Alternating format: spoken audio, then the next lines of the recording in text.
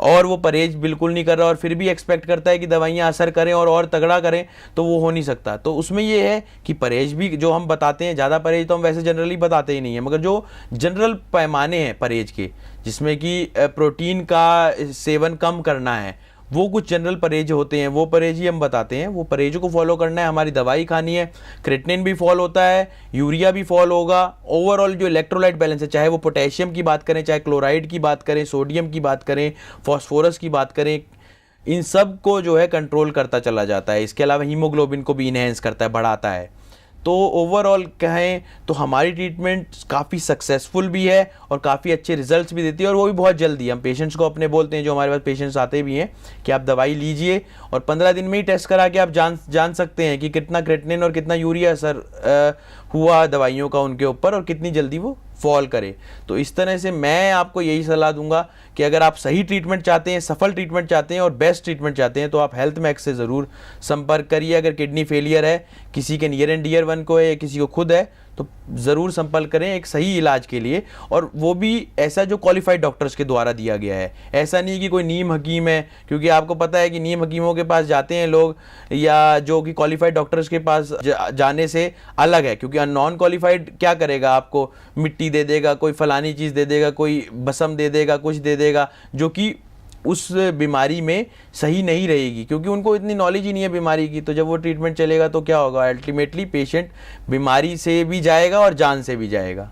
जी, जैसा कि डॉक्टर हिमांशु ने हमें बताया कि किडनी फेलियर का उपचार है, वो भी सफल उपचार है हेल्थ मैक्स क्लिनिक के पास, तो आप भी हेल्थ मैक्स क्लिनिक से संपर्क कर सकते हैं। इनके नंबर आपकी टीवी स्क्रीन पर लगातार फ्लैश हो रहे हैं। हमें आपसे जानना चाहूंगी कि जो किडनी फेलियर का पेशेंट होता है, उसको किस तरह का डाइट लेना चाहिए? देखिए, डाइट बहुत ज़रूरी है किडनी फेलियर में, या किसी भी बीमारी में हम बात करें तो डाइट तो बहुत ज़रूरी रहता ही है। इसमें एक स्पेसिफिक डाइट फॉलो करनी चाहिए पेशेंट को। एक तो सबसे बड़ी बात है कि देखना है कि हमें किस बीमारी की वजह से किडनी फेलियर हुआ उसको। अगर मान लीजिए उसको जो है किडनी फेलियर डायबिटीज़ की वजह से हुआ, तो और उसको बीपी भी है, तो उसमें हमें ये देखना है कि कौन सी चीज़ें जो हैं डायबिटीज़ को भी बढ़ावा ना दे, शुगर को भी लेवल्स को भी ना बढ़ाए, और किडनी को भी फेलियर को भी जैसे क्रेटिनिन है या यूरिया है उनको भी ना बढ़ाए। तो सबसे पहला जो इसमें मेन परहेज रहता है वो प्रोटीन आइटम्स का रहता है। एनिमल प्रोडक्ट्स हो गए आपके, पनीर हो गया, दूध हो गया, दही हो गया, इनको काफ़ी कम मात्रा में ले, बल्कि ना के बराबर लेना चाहिए। और इसी तरह से दालें भी कम लेनी चाहिए। इसमें जो प्रमुख चीज़ें रहती हैं, कुछ ही आइटम्स हैं जो खा सकता है पेशेंट। घिया हो गया, तोरी हो गया, टिंडा हो गया, या शिमला मिर्च हो गया, कैप्सिकम जिसे हम कहते हैं। इसके अलावा शुगर का पेशेंट है तो वो कार्बोहाइड्रेट भी नहीं लेगा। देखिए, आलू, उसमें पोटेशियम तो रहता ही है, बट आलू जनरली अगर किसी को बीपी की वजह से किडनी फेलियर हुआ है तो उस केस में थोड़ा बहुत ले सकता है। मगर अगर किसी को शुगर है और वो शुगर भी कंट्रोल नहीं हो रही और किडनी फेलियर भी है, तो ये ज़रूरी है कि वो आलू ना ले। इसके अलावा फूड आइटम्स के बात करें हम, फ्रूट आइटम्स की, बेसिकली वेजिटेबल्स की जहाँ तक बात हुई, वो तो मैंने आपको बता दिया कि प्रोटीन आइटम्स नहीं लेने, और बीज वाले आइटम्स जिनमें भी सीड्स रहते हैं वो सब नहीं लेने होते। और हरे पत्ते वाली सब्जियां, जैसे हम पालक की बात करें, मेथी की बात करें, तो ये सब चीज़ें भी अवॉइड करनी चाहिए इसके अंदर। इसकी बाद हम बात करते हैं फ्रूट्स की। तो फ्रूट्स के अंदर अगर जनरली अगर कोई लेना चाहता है तो इसमें पपाया एक लौता ऐसा फ्रूट है जो कि कोई साइड इफ़ेक्ट के बिना है। मगर आजकल आपको पता है एडल्ट्रेशन का ज़माना है, तो पपाया के अंदर भी आजकल सब पका के बन रहा है, वो मतलब मसाला यूज़ कर रहे हैं, कैल्शियम कार्बाइड यूज़ करते हैं, तो वो भी अगेन हार्मफुल हो सकता है। मगर वो देखें कि आप सही तरह से पकाए कि नहीं, वो तो मुश्किल है, मगर नामुमकिन नहीं है, आपको सही मिल जाएगा, वो तो उम्मीद यही करते हैं। तो पपाया ले सकते हैं, एप्पल भी ले सकते हैं कुछ पेशेंट्स स्किन पील ऑफ करके। इसके अलावा गुआवा या पियर, नाशपाती जिसे कहते हैं, वो भी ले सकते हैं। तो ये कुछ फ्रूट आइटम्स हैं। और इसके अलावा सूजी, सूजी एक इस तरह का आइटम है, रवा डोसा या रवा इडली विदाउट सांबर आप यूज़ कर सकते हैं। तो ये कुछ डाइट्स हैं जो फॉलो कर सकता है किडनी फेलियर। ये जो मैं डाइट्स आपको बता रहा हूँ, ये वो डाइट्स हैं जो कि प्री डायलिसिस स्टेज में हम फॉलो करते हैं जी।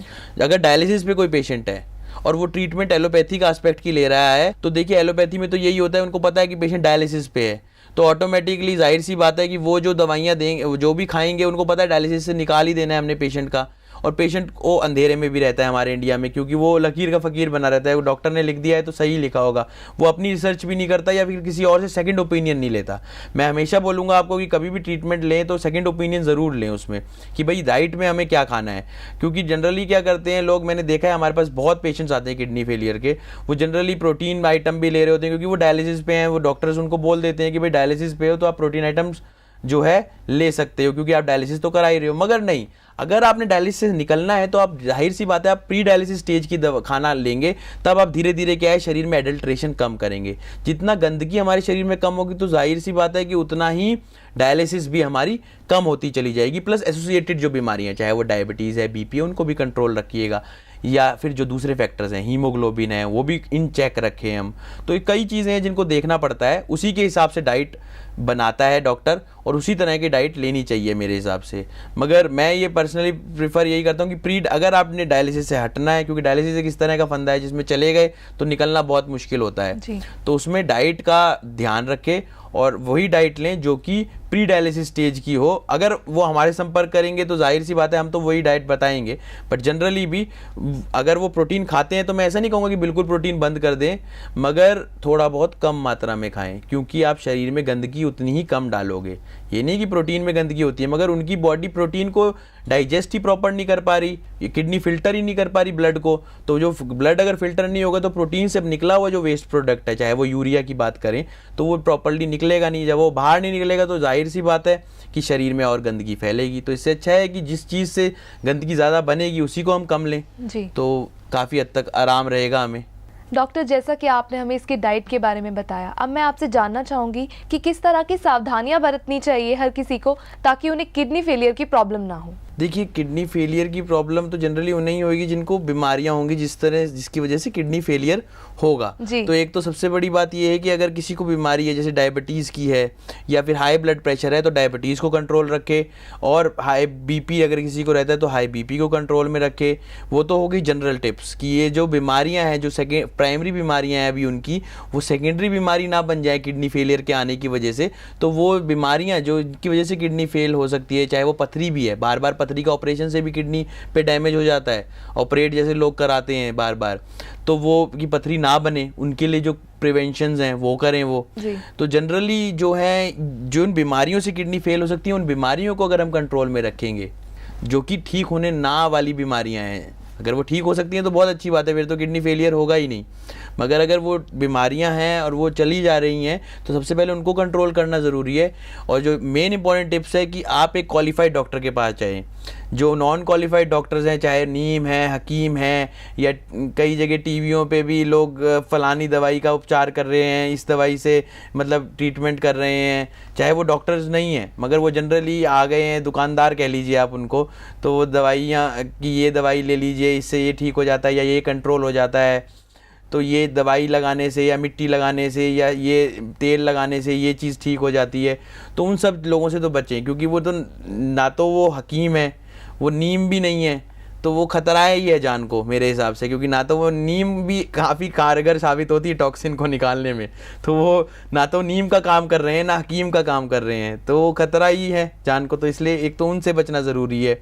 इसके अलावा हमेशा ये करें कि जो फल हैं, सब्जियां हैं आपकी, उनको धोएं, हमेशा धोएं, आधा घंटा काट के पानी में भिगोएं और फिर उसके बाद उन्हें बनाएं, क्योंकि जो उसमें एडल्ट्रेशंस बनी हुई हैं वो काफ़ी हद तक कुछ कम कर पाएंगे। ये तो नहीं है कि कम्प्लीटली हम इरेडिकेट या हटा पाएंगे, उनको डिमिनिश कर पाएंगे, कम कर पाएंगे थोड़ा सा।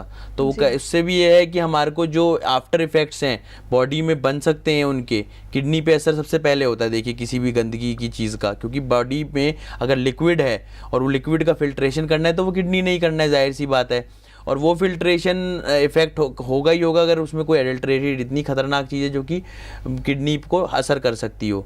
तो वो चीज़ों से बचने के लिए एक तो ये है। इसके अलावा पेन किलर्स, हमारे यहाँ पे एक ये बड़ी धारणा है कि भाई किसी को सिर दर्द हो रहा है तो वो वजह नहीं देखेंगे कि भाई किस वजह से सिर दर्द हो रहा हो, वो स्ट्रेट अवे सोच लेते हैं कि भाई ऐसा है कि किसी को सिर दर्द है तो ये नहीं होगा, ये देखते हैं कि भाई बीपी हो सकता है। गांव देहात में अक्सर ये होता है कि वो सोचते हैं बीपी नहीं होगा, नॉर्मल सिर दर्द है, तो पेन किलर की गोली खा ली। कोई भी पेन किलर अगर उसको लंबे समय तक हम लेंगे तो डेफिनेटली वो भी एक गलत इफेक्ट डालेगा ही डालेगा शरीर के अंदर। तो एक उनसे बचा जाए कि ज़्यादा एक्सेसिव पेन किलर ना ली जाए और देखा जाए कि किस वजह से हमें बार बार सिर दर्द हो रहा है। कहीं वो सर्वाइकल तो नहीं है, कहीं उन्हें हाई बीपी की वजह से सिर दर्द तो नहीं हो रहा, बशर्ते ये देखने के अगर स्ट्रेट अवे आप जनरल भेड़ चाल की तरह बस पेन किलर खाते रहेंगे तो वो भी किडनी पे डैमेज कर जाएगा। इसके अलावा ज़्यादा कैल्शियम लेना, मतलब कई लोग क्या करते हैं कि आफ्टर 40 वुमेन, औरतें ज़्यादातर ये किस तरह करती हैं इस तरह का कि वो क्या करती हैं कि कैल्शियम लेने लग जाती हैं। और कैल्शियम की अगर आप 1000 mg की गोलियाँ, मतलब 500 mg या 1000 mg की भी गोली अगर आप डेली बेसिस पे 3 साल 4 साल लोगे तो पथरी बन जाएगी। और वो पथरी अगर टूटी नहीं तो डेफिनेटली हाइड्रोनेफ्रोसिस बनाएगी और वो अगेन किडनी फेलियर भी कर सकती है। तो इसलिए उन सब सावधानियों को बरतना ज़रूरी है जो ये हैं। तो डेफिनेटली, और पानी ज़्यादा से ज़्यादा पिएं, किडनी हाइड्रेटेड रहेगी, बॉडी भी हाइड्रेटेड रहेगी तो बीमारियों से छुटकारा रहेगा। जी डॉक्टर, आपने बहुत अच्छी जानकारी दी हमें किडनी फेलियर के बारे में। आपका बहुत बहुत शुक्रिया कि आप हमारे स्टूडियो में आए अपना कीमती समय निकाल कर। Thank you. दर्शकों, ये थे हमारे साथ हमारे स्टूडियो में मौजूद डॉक्टर हिमांशु सिंह, जिन्होंने हमें बताया किडनी फेलियर के बारे में। आज के एपिसोड में इतना ही। नमस्कार। हेल्थ मैक्स क्लिनिक, हमारा पता है doctor Raghav's health max clinic, B328 sector 8 Dwarka, New Delhi 110077। हमारे फोन नंबर्स हैं 011-4527-2222 और 09873646272। हमारा ईमेल आईडी है healthmaxclinic@gmail.com।